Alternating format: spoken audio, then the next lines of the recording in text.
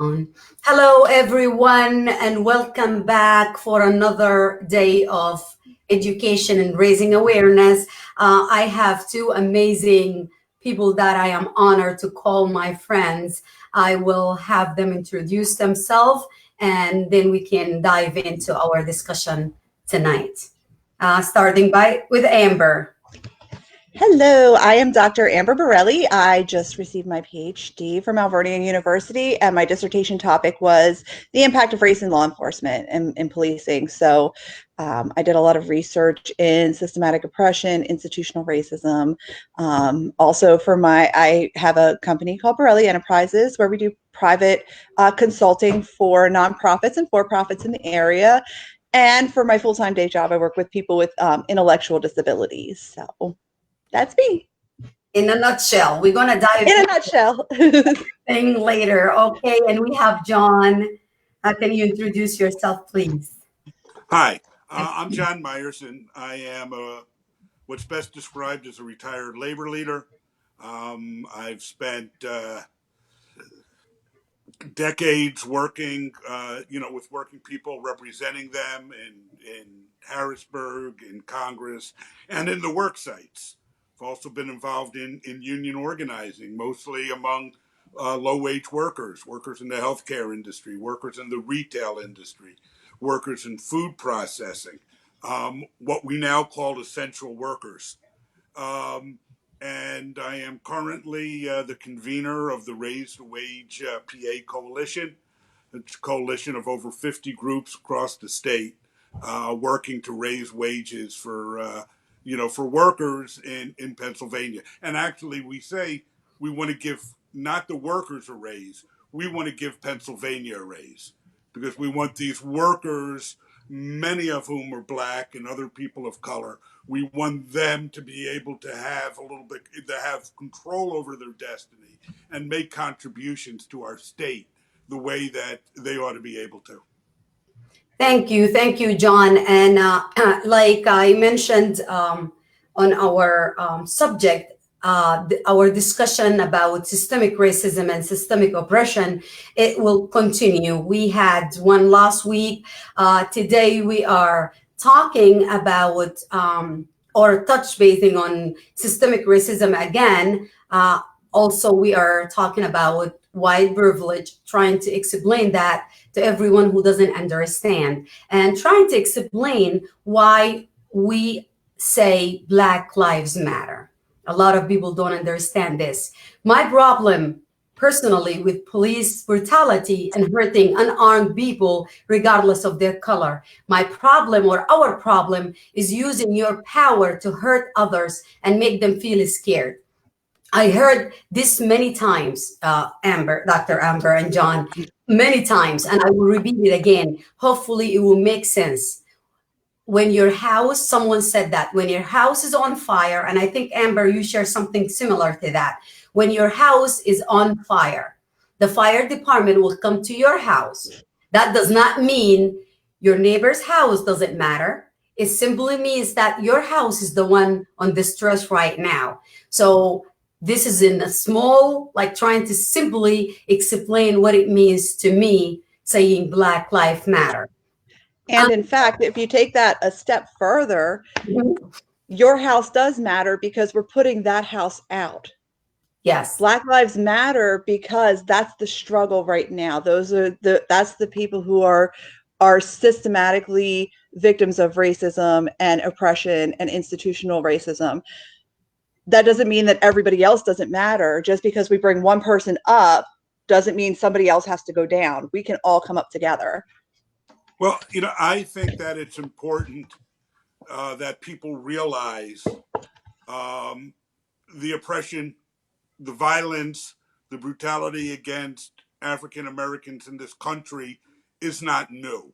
Mm-hmm. Not like this is something that we are just saying now. This is something that we should have been saying, for the last 400 years, as the New York Times pointed out with the 1619 Project.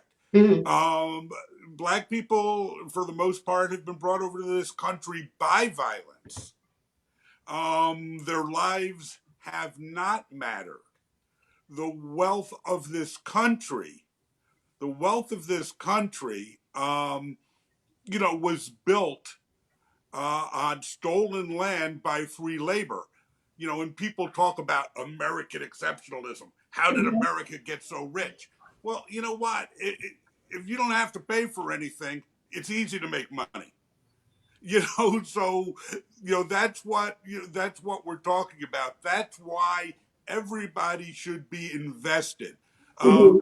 I, I'm the grandchild of immigrants who came here. Why did they come here? I mean, there's a lot of reasons. They suffered a religious persecution, ethnic persecution, but also poverty. And they came to the United States because, as they were told, the streets are paved with gold. Yes. That gold, though, was created by the unpaid labor of enslaved African American women and men. So every white American, there's none of this, oh, I never owned a slave. That doesn't matter. Your family came here because this is where the wealth was, and the wealth was here because the land was stolen from the native people, and the wealth was built by unpaid labor of African Americans. And at that point, enslaved Africans. They weren't African Americans. Exactly. So, that's why it's everybody's issue. And that's why I feel and I say Black Lives Matter, because this country was built on the labor of those black lives, more so than anybody else. And I think that we have a responsibility. We have a responsibility, Amber say, to lift these folks up or help. We don't even have to lift them up. They can they'll lift themselves up if we get the heck out of their way. Get our cops. They're our cops. They're operating in our name. We have to get them out of the way, and other forms of, economic and social injustice, and allow the African American community and other people of color to raise themselves up. I think the point that people are missing, and we said this many times before, that when you address an issue, when you address a problem, that doesn't take away from the other problems. And if you go to any protest or rally, you will hear people say, all life does matter, but it doesn't now when Black life doesn't matter. Like if you have an issue. Sorry, my dogs went nuts. Oh, okay, that's fine.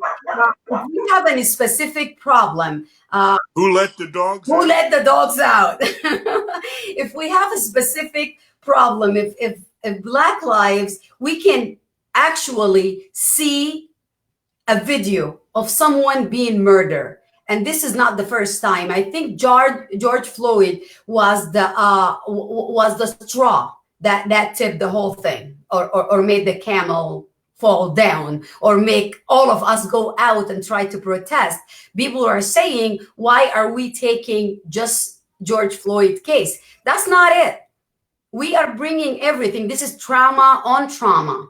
The same thing happened to Eric Garner, and I cannot say this enough. A lot of people are not educated or uneducated about the minority. What are they facing?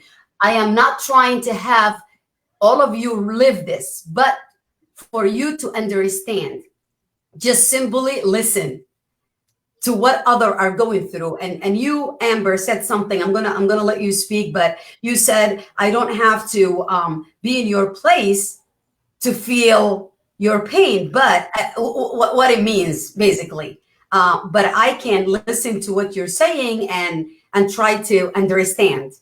I'll let you speak. Absolutely. And actually, you have a comment in the chat box that says, why are 90% of the cops white? when I did my dissertation, I was looking for police departments who are led by African American police officers in the state of Pennsylvania, and I found 3. And then I broadened my search a little bit, and I think I ended up with 4 or 5. So even the leadership were underrepresented as African Americans on the police force, African Americans in leadership, in policing.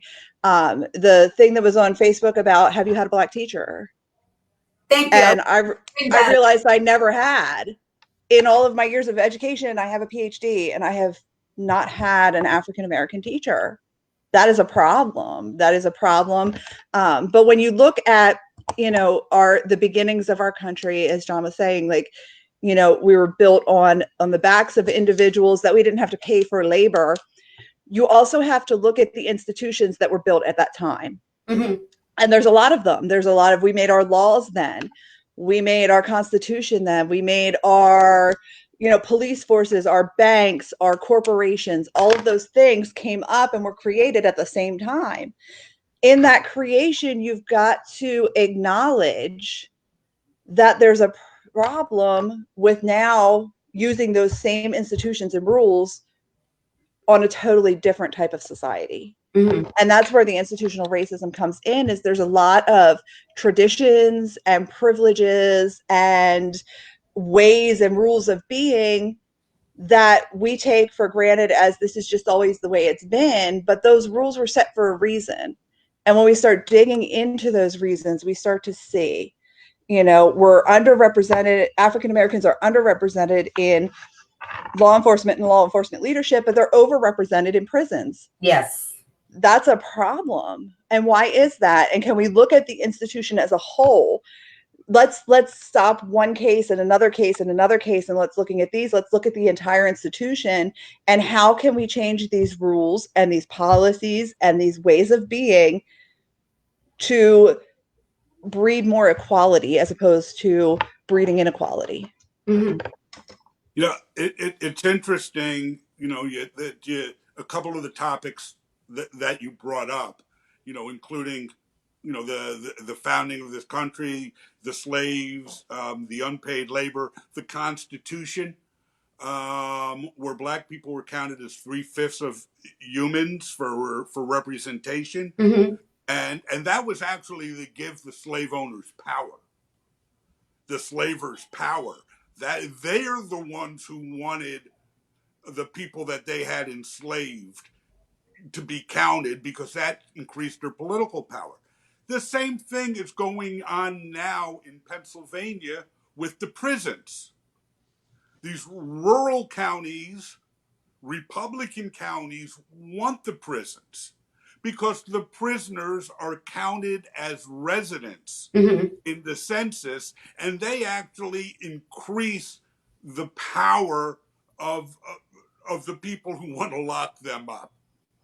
So it is really, this racism, is so insidious. And, I said, there's a question on the screen. Who can change racist mindset? Well, bottom line, they're going to have to change their own mind. You can't change somebody else's mind, but you can provide them with the information and, if necessary, the encouragement to change their mind. When people stop benefiting, when white people stop benefiting from racism, that's when you can change their mind. The problem is, somebody used the word earlier, privilege. Yeah. Well, that's what privilege is. That is benefiting from somebody else. Let's explain, John, if you don't mind, just back up, explain what white privilege. And I will let you do that too, Amber. We need to explain this in simple terms, because I had a discussion. If you look at my Facebook, I do talk, and I have a lot of friends from all backgrounds in political backgrounds, and I'm not I don't shy from discussing with them. A lot of them don't understand what white privilege is. So can you explain that?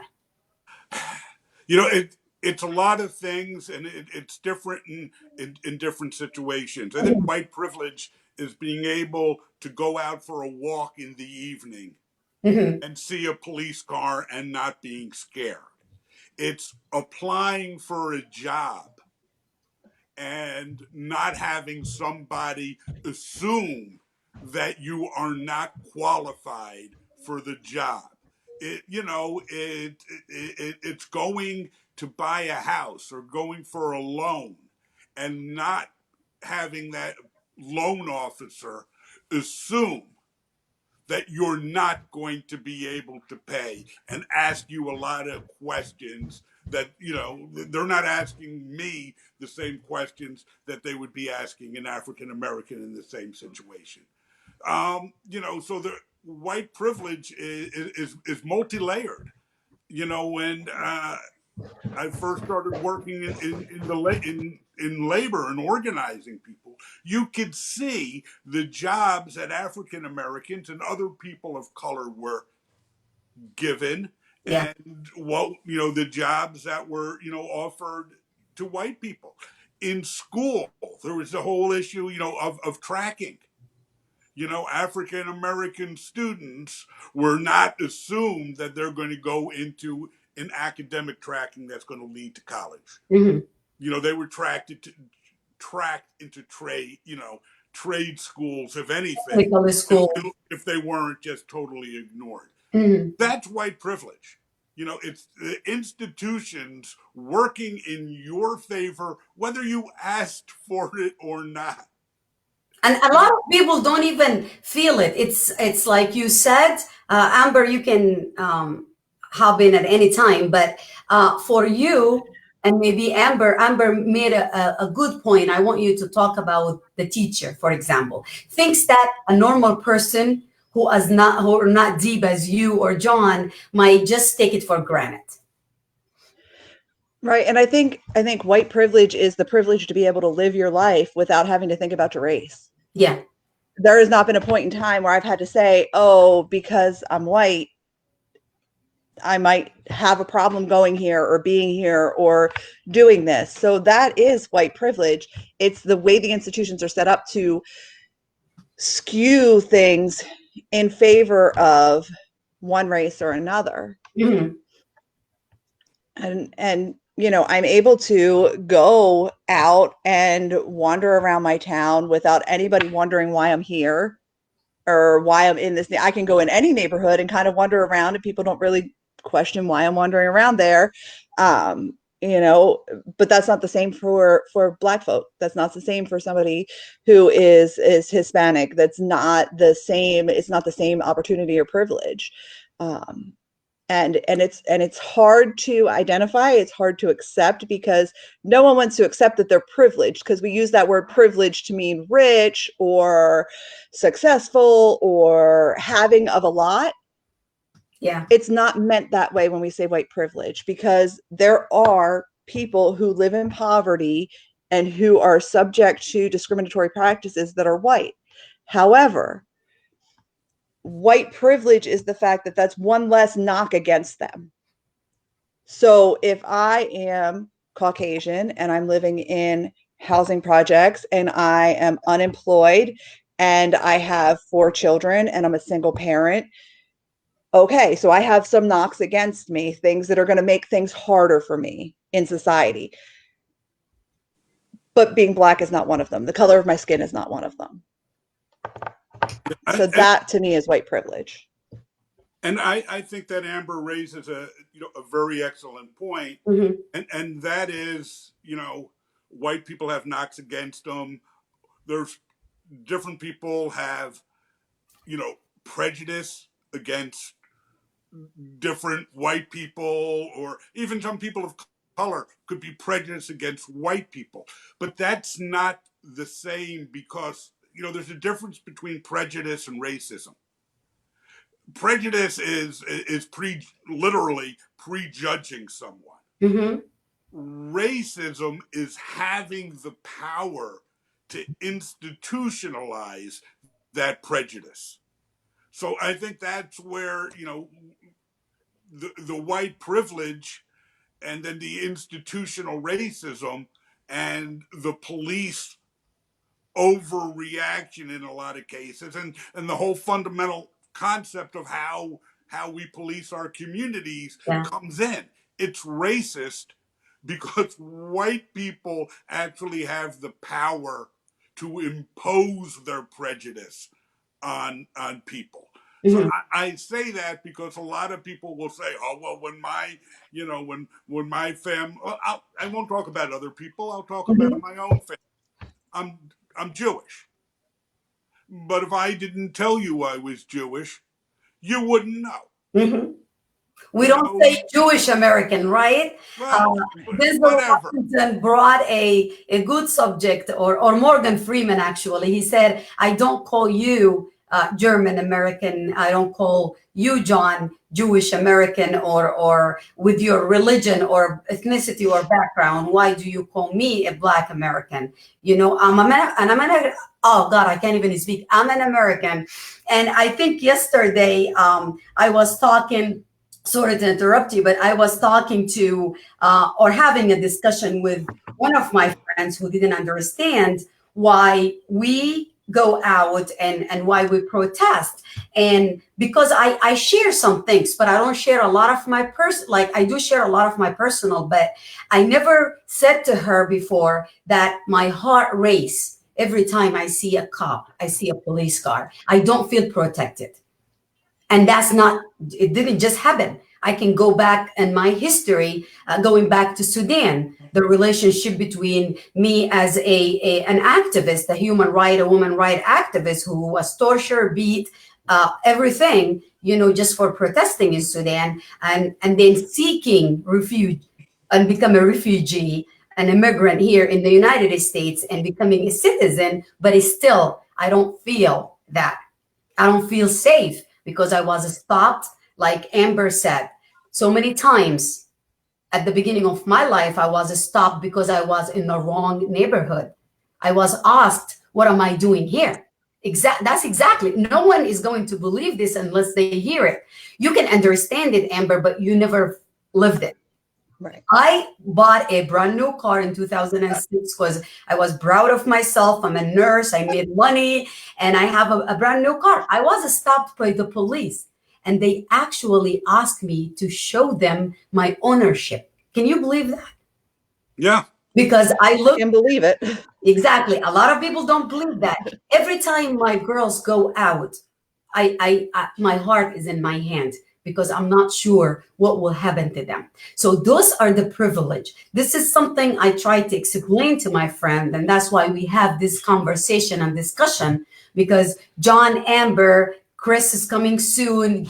Anyone else from my friends who understand, they will understand it. But I lived it, and so does million other Black folks, or you can call them people of color who lived this day in and day out. That's why we don't feel safe when we see the police.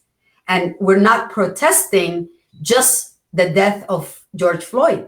We're protesting over 400 years of oppression. And as a woman, a Black woman, you know, I can talk until the end of life with this, but go ahead, John. I just wanted to put my 2 cents here. No, I mean, hey, it's your show. Um,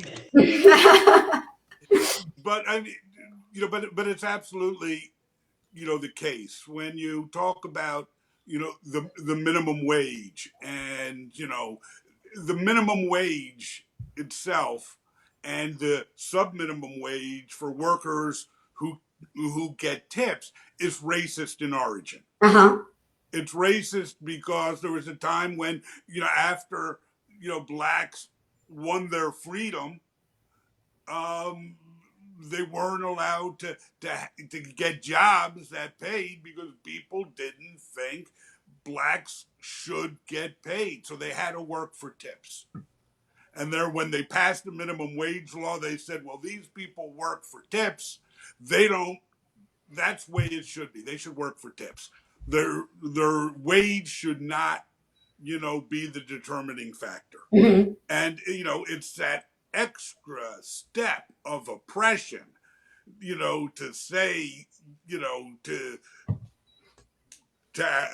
black people in this country, people of color in this country, women of this country, Mm-hmm. that you have to be good, you have to be subservient, or you're not going to be able to make a living and take care of your family, which has led to, all kinds of continued oppression, which goes on until today. And I think that, you're seeing it in the response to the COVID-19, crisis, Mm-hmm. where people who work in service industries, how they're treated, how they were paid, and how essential they were. But they don't get paid for their, being essential. This is a legacy of racism. This is a legacy of institutional racism.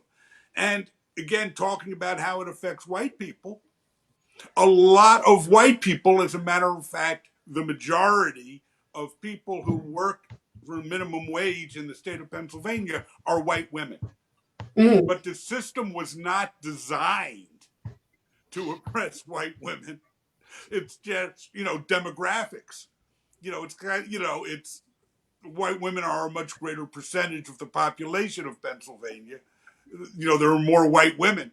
If you went by percentage of the workforce, you would find that it is women of color who are the ones who are most affected by, a starvation wage, and most profoundly affected because they don't have the same options, that a lot of other people have. Okay, so we are going to like close to the end later. We're going to talk about solution, what we want to, but until we get to that point, can we explain what is police brutality and why people are out marching again? Like, why are we out now? Why do we see this change? And maybe a couple years ago, we were out protesting and then it died down. Now, I think we're more stronger now. Why are we seeing this and what we can do? Amber, you can go first, please. All right. Well, this is a big question. This is a big one to chew. Yeah. So, I think there's a lot of factors. I think there's a lot of factors. So, I think one factor is there's always got to be that last drop of the bucket that just tips it over. And I think we may have seen that with George Floyd. I think that might be a piece of it, but I think what more filled that bucket up more and more and more is the election in 2016. The hate and the rhetoric that has been continuously fueled and empowered. I think that has really just created almost the perfect storm. And then the federal government's response to peaceful protest Mhm. has just shown that this is an institution that needs rebuilt. We can't just restructure it. We've tried that. Things have been restructured. The way we do policing has been restructured. There've been new policies, new things like that. But really, the bottom line, the foundation that these systems are built on, these systems of power are built on, still have those undertones of oppression. Mhm. And until we recognize that and completely break down the system and rebuild it, I don't think we're going to have, a great answer. And I think we're going to continue to see these protests and continue to see these protests, more people, more strength. And you're starting to see a little budge from the other side. But again, they're budging just enough to placate. And I don't think that will be placated at this point. I feel like there's enough unity, not just between the parties, but between people who really understand the right and wrong. Sitting on someone's neck for 8.5 minutes until they die in the street calling for their dead mom, that is never an okay thing. And so many people saw that as not okay that it has brought people who are kind of teetering, oh, maybe white privilege exists, but maybe not, has kind of tipped them over to, okay, wait a second, this is a problem. And this is a real problem because other people don't think it's a problem. but it really is a problem. So I think we're in for a long summer, a long fall, probably a long winter. And I hope that with this comes real manageable change. When you live in a society, you always give up some freedoms per se to be able to do whatever you want. The rights come with responsibilities, but I think we've gotten to a point now where we're gonna need to make some substantial changes. I don't disagree with anything Amber said. Mm-hmm. But I think it's more than what she said. She looked at one side of it, Mm-hmm. the growing frustration, the growing fear, the anger. You know, hey, but there's another thing that's also been going on since 2016, Mm-hmm. and that has been the growth of our capacity to organize. After the election, it started with the Women's March, which was a huge undertaking, a woman led protest like, people have never seen before. I'm a child of the 60s. I know I don't look that old, You but I'm don't. a child of the 60s. And I remember, the civil rights marches of 250,000. I remember the anti war marches of 250,000. But they weren't sustainable. Uh,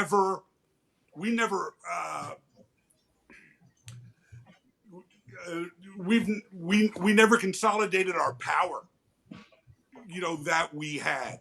What I'm seeing now and what I'm seeing, is different.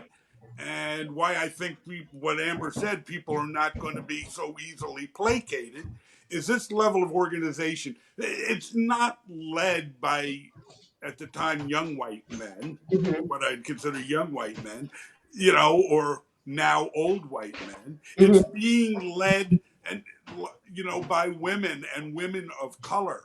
I go down to a lot of the climate stuff, the climate strikes, Mm-hmm. led by women, young women of color, some of them in high school, standing up in front of, you know, 25,000 people in Philadelphia, and taking charge and giving order.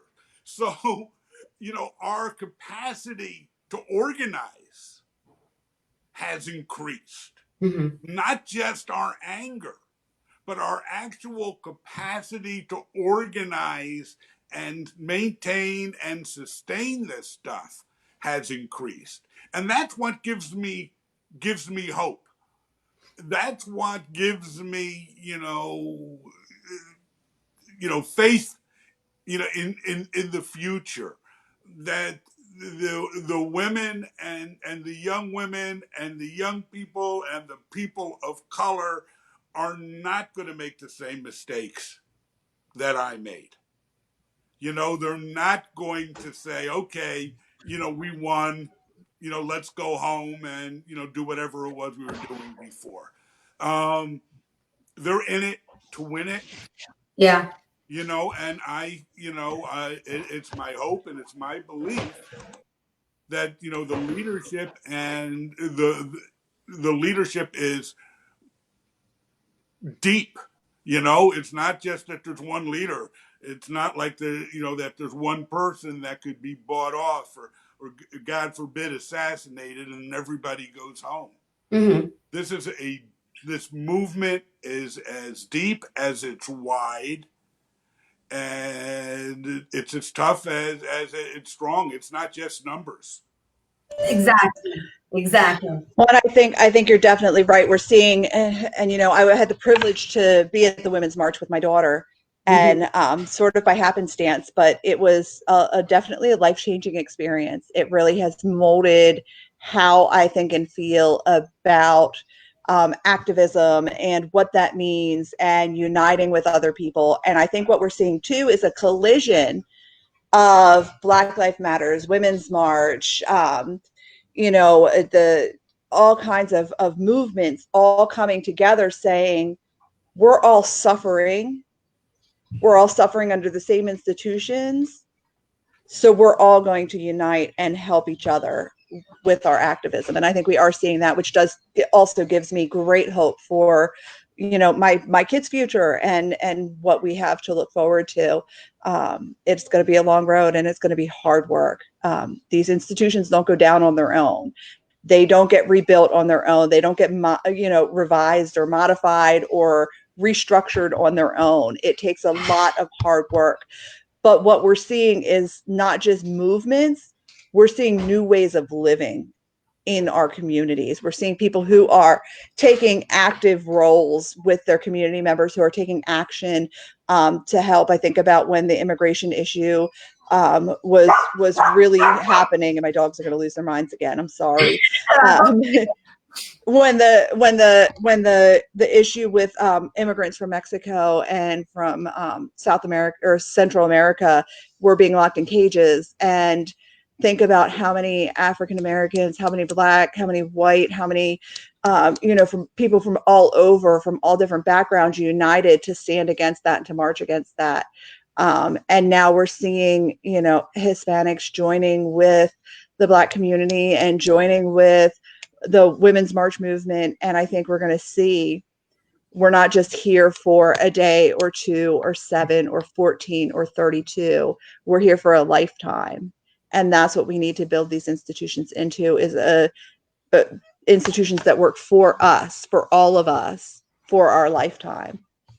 You're And we may build them, and at the end of our time, the next generation may say, you know what, this doesn't work for us. Yeah. Well, you You know know, what? That's the good news about plastic under its real term. You could change it. Yeah. You know, laws, institutions cannot be made out of glass, Yeah. where that if they're moved, they break. They have to be flexible. I certainly didn't then and don't know now have any of the answers. Mm-hmm. The two of you probably have answers I don't have, but guess what? Yeah, our no kids, answers, lots of questions. our Yeah. kids. Well, you can't get answers without questions. We're Remember, going to remember certainly that. try. You can't get answers without questions. But my point is that that our kids, our grandkids, are going to have to reform the institutions so that they work for them. Mm. You know that was the idea behind the U.S. Constitution and the ability to amend it and to Mhm. change it was so that it will work. It will work for the U.S. people. Yeah. Um, Right. and one of the things I like to throw in quotes, but Amber, when she was talking Hmm. about institutions not liking to change, it reminded me of Frederick Douglass, who is both dead and alive because he's alive in spirit, who said, "Power concedes nothing without a demand." And, that, from my way of thinking, should be the motto of the United States. Not in God we trust, but power concedes nothing without a demand. Hmm. And, it's important, that's how we live our lives, knowing that when things are wrong, as this stuff as we were talking about is so definitely wrong, even though it's been hidden from some people because of privilege. Yeah. It's wrong. We have to join in, and we can't be purists. And I'm talking especially for white people. Sometimes we want to be purist, like people are talking about defunding the police. I'm hearing Mhm. all these white people saying, "Well, I don't think you mean defund. You It mean, is you just, know I'm what? going to stop you, John. I It is just like when they were start quoting Martin Luther King and changing it to what they think is supposed to say and yeah, arguing. No, no, no, Martin Luther King did not mean that. It's the same thing when we see the defunding the police, or talking, trying to explain Black Lives Matter, and trying to explain this is not racism. Amber and you both said something very important, that when you see something like what happened to George Floyd and Eric Garner, Tamir Rice, the list goes on and on. If you're human, that's what matters. That's when you say enough is enough. And that's when we all come together. I don't care what is your political affiliation, what is your color. If you are human, you cannot look at this and just walk and live your life. But there is a lot of people, unfortunately. Why? Just answer if you have an answer to me. Do are they delusional? When I see some people who still saying that there is no racism, they're still supporting Trump, and they still thinking that he's a good leader. They're still, not seeing anything on everything. Can you both find me an answer? I'm taking a deep breath before. So the institution does serve some. There are some in the institution that are very well served by the institution. Mm. There are some whose livelihoods, whose way of being, whose lifestyles are very, very enabled by and require the system. When you were talking about prisons in rural populations, well, that's where most people work. So what would they do if there wasn't a prison full of people? Yeah. And it's not an either or. If this ends, there will be a beginning to something else. Mm-hmm. So I think that people, sometimes ignorance is bliss. Sometimes people are very held fast to what they believe, Mm-hmm. or the people around them believe. Some people just focus very much on the news and the media outlets and the information that suits their current opinion, instead of looking for other opinions or other ways of living and being. And I think that says a lot about why some people really cling to this. And I think the other thing is just, we look at Trump supporters, and they're not the people that are benefiting from his economic policies. Exactly. They're not.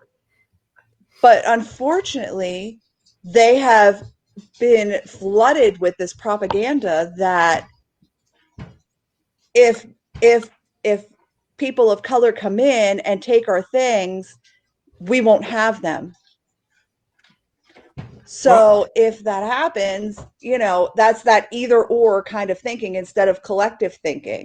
Or immigrant, our jobs. Right. Yes, immigrants want our jobs, which we would never do those jobs anyway. Or they're taking our food stamps, or they're taking our health benefits, which is not actually what's happening.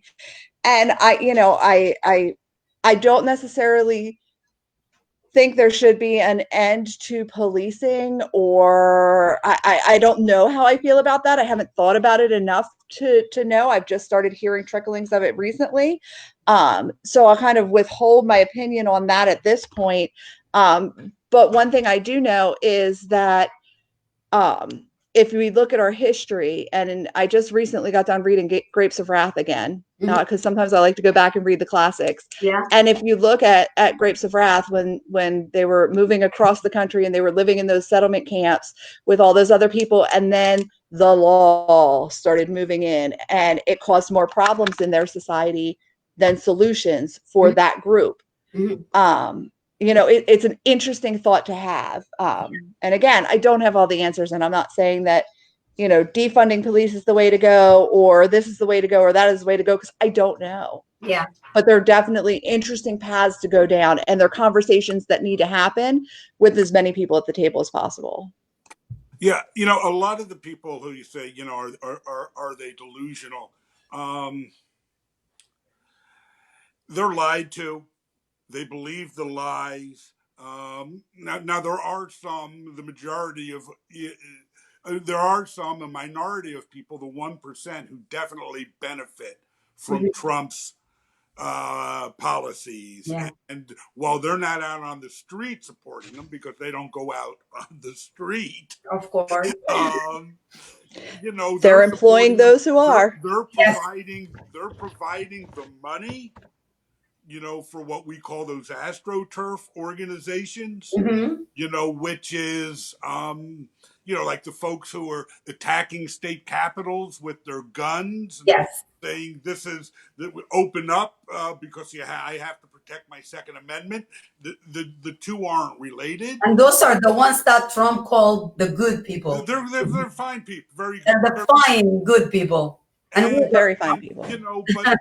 but they're being supported, Mhm. by people with the NRA, the Koch brothers, a lot of people with a lot of money, and they're doing it. But the people, a lot of them themselves, don't understand economics. Yeah, They actually think that there is a finite amount of money. yeah, And for somebody else to get money, it means it has to come from them. yeah, They've never lived in a situation, in a society that's been equality. All they understand is oppression. mhm, Their fear, because I have, as a labor organizer, I've talked to a ton of them. Their fear is that if blacks get power or women get power, they'll treat them the way they've been treating blacks and women. mhm. They know it's in one level. They know it's wrong. I don't know if they know it's wrong, but they know it's hurtful. But it's not hurting them. It's That's not what hurt, but makes it okay. it is. But they don't see it, and they assume that if anybody got power over them, it would be hurtful, it would be oppressive, and that's why they cling to their authoritarian father, Donald Trump, because he is going to protect them. I think when you evaluate it, it's helpful to remember that the majority of people who fought in the treasonous Confederate Army Hmm. did not own slaves, never owned slaves, but they were convinced it was in their interests Yeah, to fight a war for the slavers. What is it? Aspirations? Did they hope at one time they would be able to? That's what they were looking to do. I'm sorry, it doesn't matter. The fact is that they were willing to buy in to the authoritarian daddy, and they're going to do whatever daddy says. And if you think about that and then look at Trump's speech, you say, that's who he is. He's that authoritarian daddy who's telling people what to do. He's the guy in school, he's the father of the kid that everybody hated, yeah. you know, The because bully, the big the bully. bully. Yeah, no, he's the bully, and a lot of people are attracted to the bully. Yeah. Yeah, it's like brainwashing. Everybody's thinking like when I refer to this, I remember when the Obamacare was introduced. The people that went out and protested this, the one were wearing oxygen tank, and the one that do need the Medicare. A lot of people don't understand that Medicare and police, and this is all funded by, it's called social Yeah, the Medicare, when they say, oh, socialism is bad or this or that, we don't understand that the free services that we get, the park, the police, the Medicare, the welfare, all this is service. And the same people who are saying, get the government out of our business, who are the one now asking or okay with the government being in our business. they've always been okay. This is Yeah, nothing. This is nothing new. I never met anybody who turned down their Social Security check. Uh-huh. Like you said, when we were fighting to pass the ACA or Obamacare, and the people on Medicare came out to protest. Again, a finite amount of health care. That's all they saw. And they were afraid that if I got medical care, they would have to lose theirs. Yeah. That I would Well, be in line in front of them. And I think that that still goes on with this whole thing where you have, white workers fighting workers of color, because they think that if, you know, the black worker gets a raise, it's coming out of the white worker's pocket, and that's not the case. They're both fighting, should be fighting to get into the boss's pocket, because that's, as Willie Sutton, the famous bank robber, said when he was asked why does he keep robbing banks. He said because that's where you keep the money. Mhm. If you right. want money, that's where you go. You go to where the money is. You go to the 1% and you legally get the money from them by restructuring society. And just real quick on this issue of defunding the police, what that's really talking about is redistributing those public dollars into other areas, to have more social workers, to have more EMTs, to have more drug treatment specialists. That these are the people, family counselors, mediators, send them out when a 911 call comes in and says there's a family problem. Don't send a cop with a gun who's not trained to deal with the situation. And if you deal with that and you spend more money on on these real public services, you're going to need less money from the police. And so I don't care whether you call it defund, you know, Structure, redistribute, redistribute. you know, it's a movement that I think that we all have to get behind. Because if you send out a social worker and the social worker realizes that there's real danger, let the social worker call the cops. Let somebody who understands what's really going on. Well, I think there Get is me to a the middle solution. I'm with right. Amber here. I don't know. I didn't say anything out publicly yet because I'm not sure how do I want to basically word this. But there is a suggestion out there to put the police academy or have the police have more education and knowledge.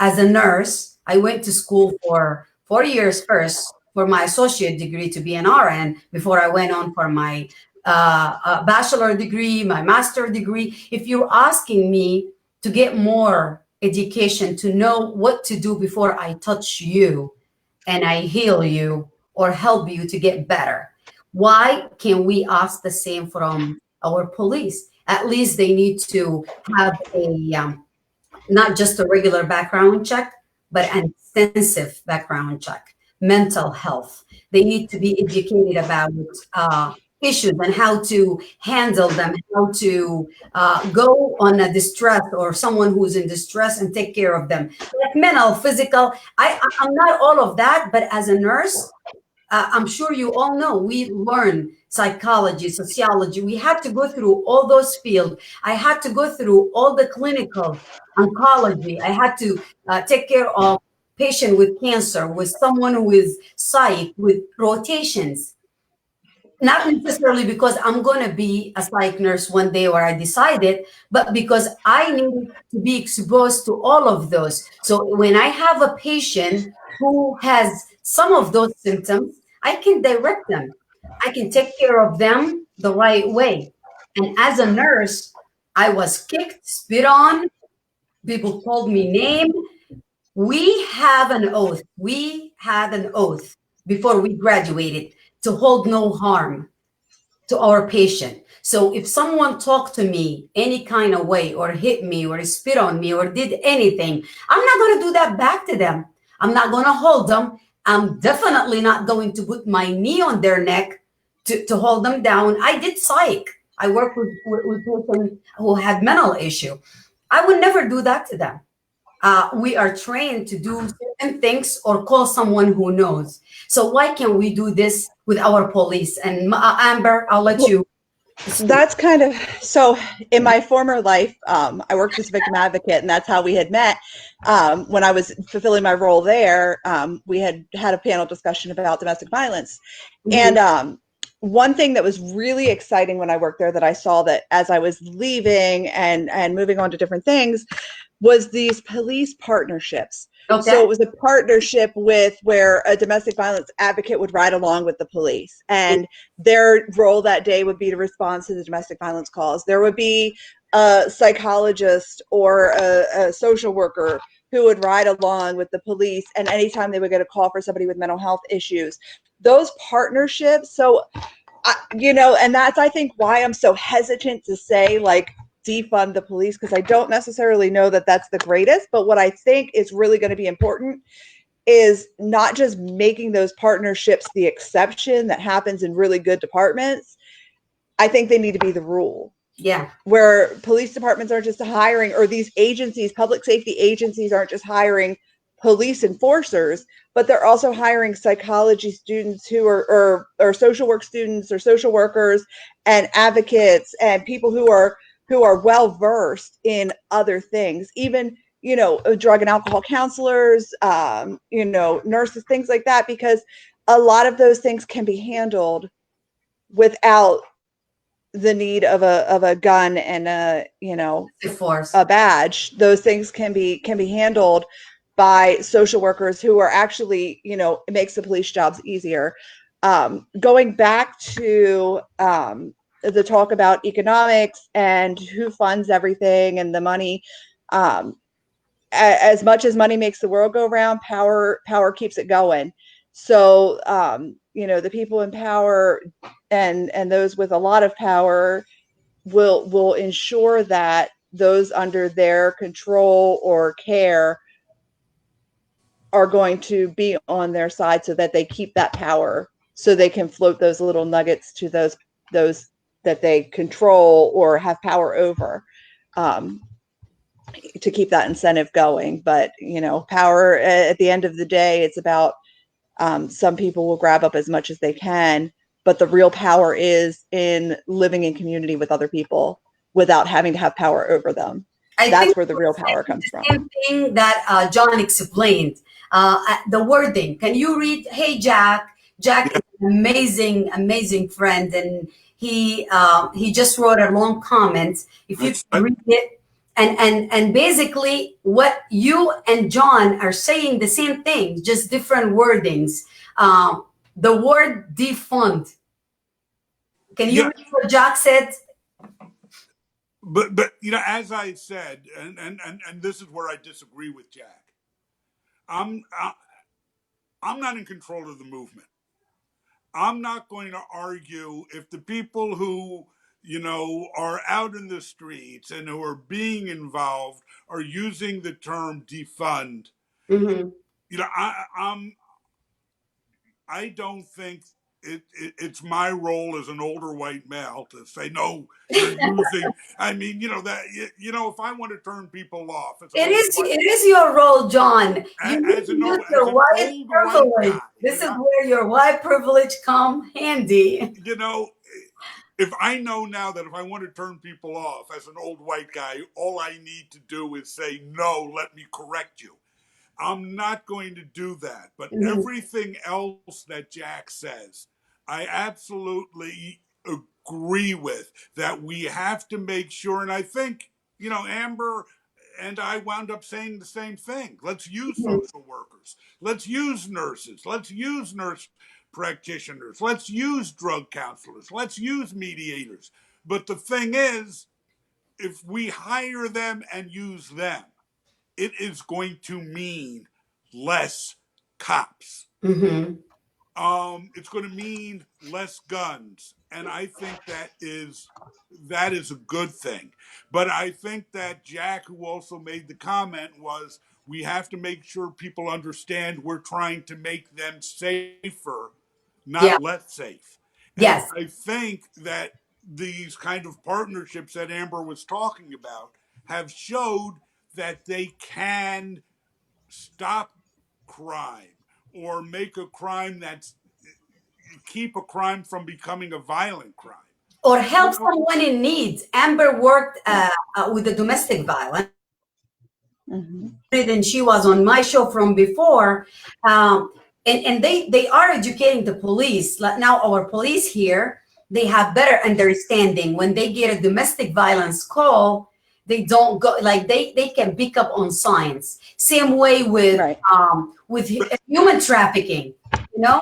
but you Mhm. also, excuse me, you Mhm. also have to educate the public, because if somebody, whether they're wearing a uniform or not, walks into my house, and I'm talking, Breonna Taylor, you're going to get Thank you. if somebody walks into my house with a gun, there is going to be a reaction that's not the reaction you're looking for. So Mhm. you could train the police officer all you want, but unless you train him to take off his uniform, take off his jack boots, leave his gun, baton, and taser in the car, and walk up to that door naked, it's not going to be effective. Okay. Well, yes and Not for a while. yes and no. Okay, so and that's why I say those partnerships are so important, Mhm. because safety is an issue, and there are neighborhoods that are not safe, Mhm. especially for a social worker walking into, or um, but a lot of the problem with departments that serve those areas is they don't have the funding to even support the amount of policing that they need. Thank you.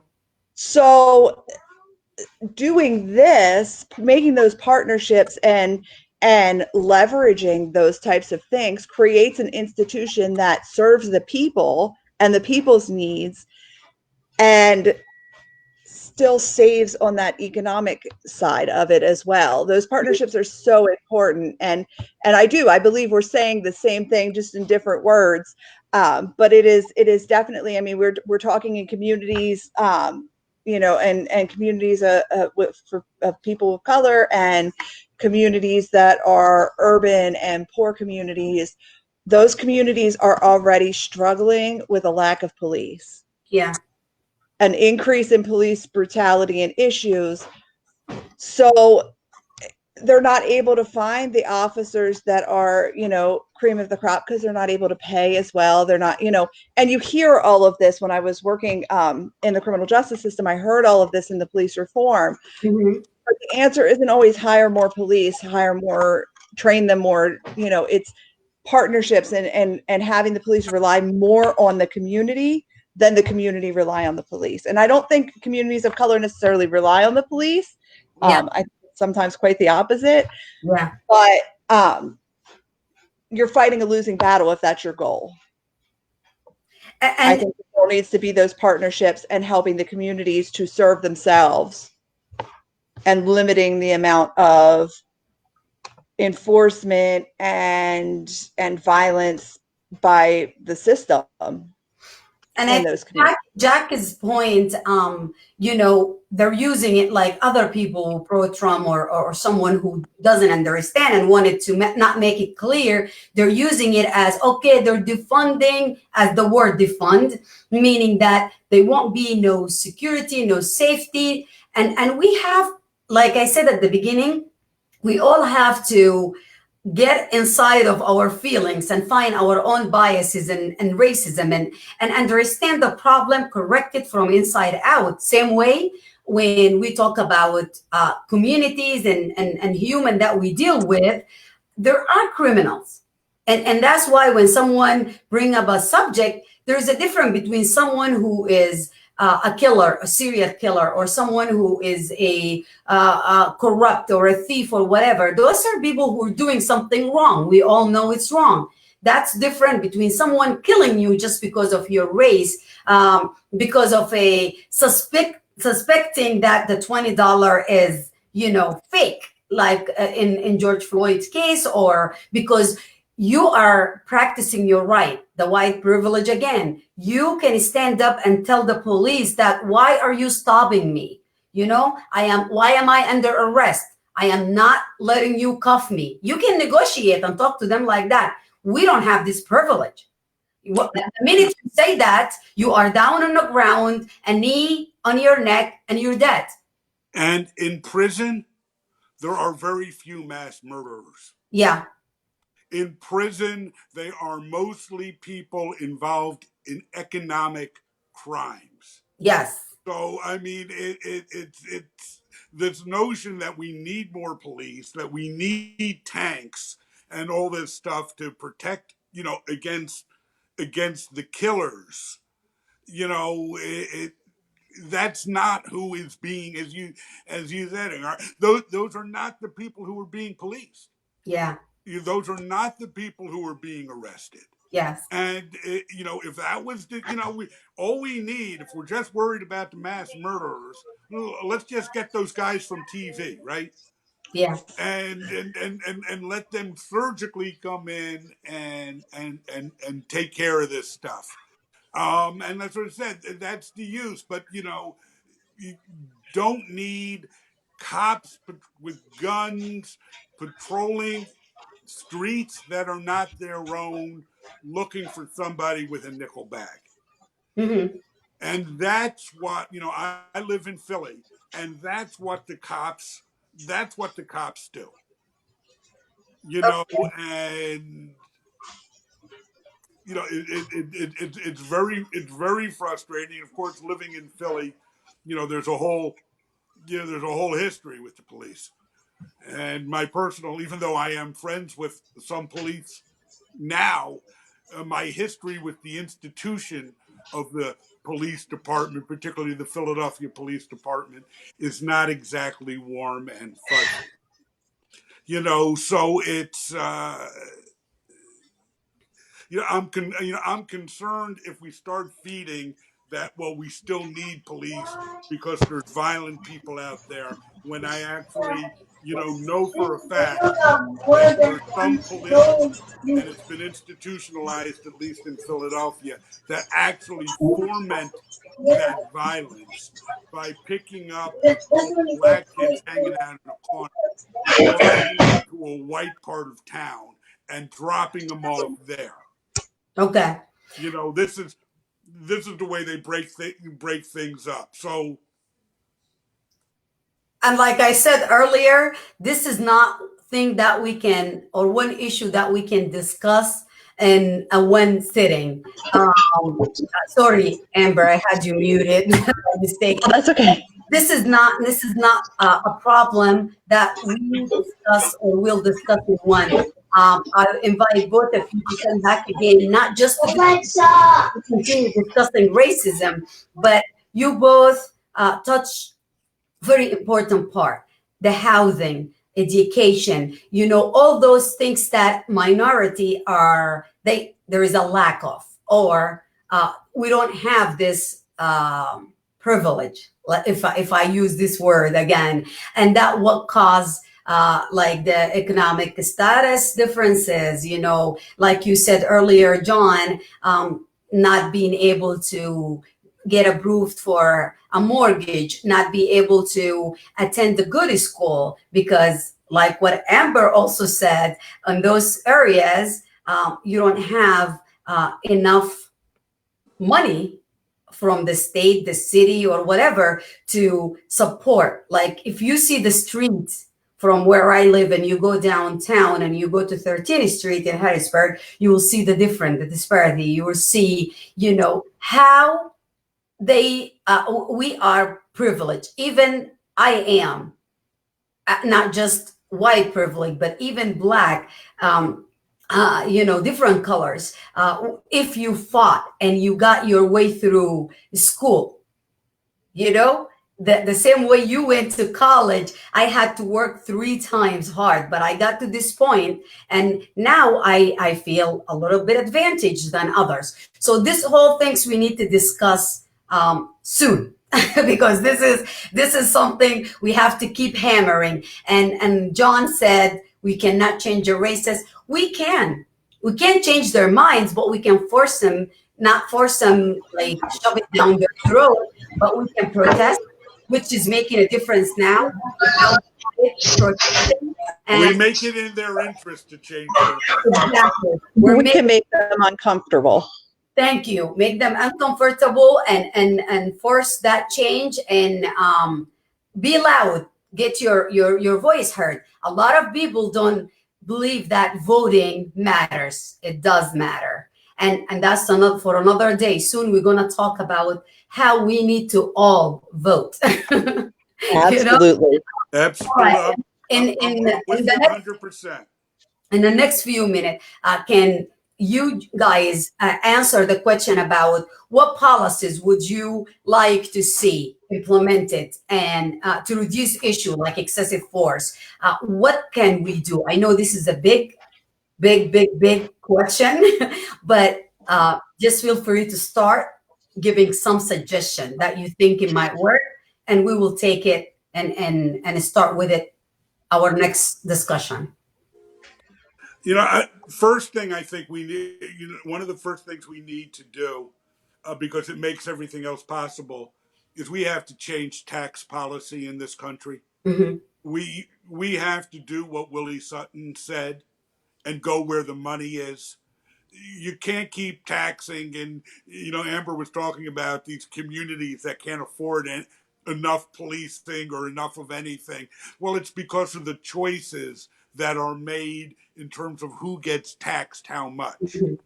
So I think one of the things we have to do is change tax policy, Mm-hmm. and go back to the way it was when Eisenhower was president, and he was a Republican. So that should be safe.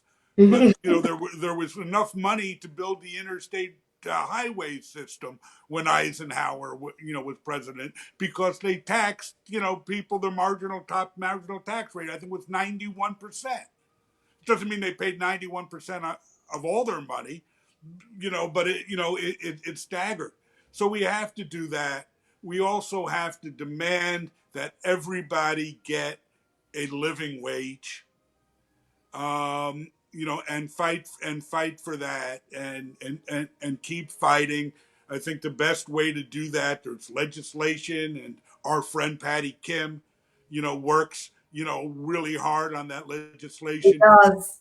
But I think, the real way to do that is create a situation again where people are free to join unions of their choice, or form their own, collectively bargain, and be able to raise wages.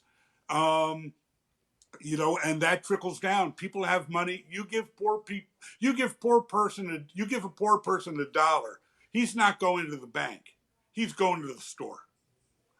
And that's how you build the economy. We see what happens when you give the money to the rich people. Mm-hmm. That money goes into the bank. Nobody ever sees it again.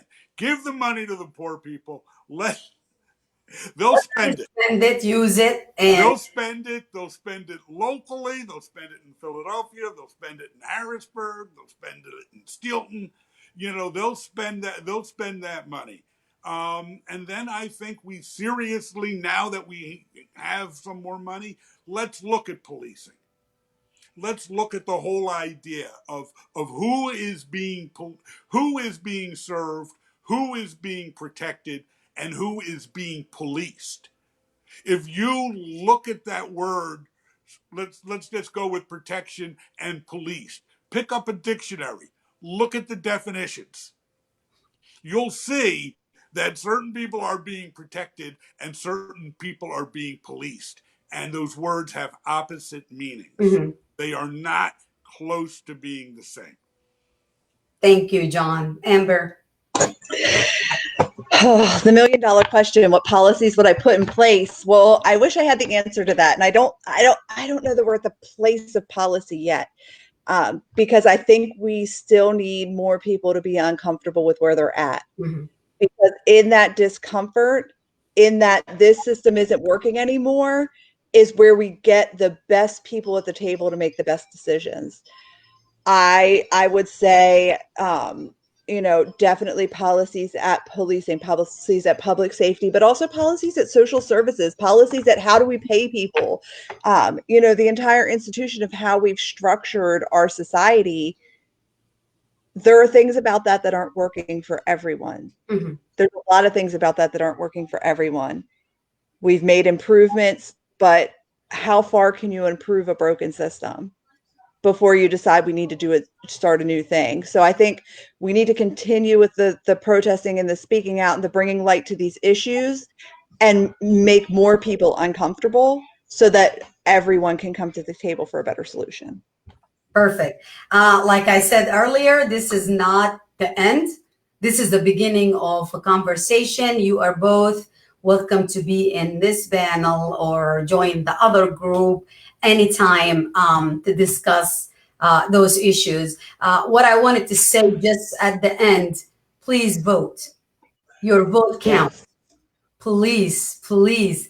I'm going to have either Patty Kim or Georgia Scott soon to talk about the vote and show people how to vote and how to register to vote if they're not registered already. But make sure you use your voice. There is nothing is small. Whatever you can do, share whatever on your Facebook, social media. If you cannot go out and protest, share the protest. Have a discussion. Make your family uncomfortable. A lot of people are saying, oh, my family are racist. We were at the protest the other day and they said, I have to go back to my family and they're going to talk about stuff like that. I said, that's fine. Make them uncomfortable. Talk to them. If you can't change their mind, just make sure you don't let them continue spreading that poison. Thank you. I just want to thank John and Amber and everyone watching us. Please share, comment, and talk among yourself and among your family and make a difference. Make your life here, but what do you call it? What the right word? Count. All right, you guys want to say something? Stand up and be counted. Exactly. Absolutely.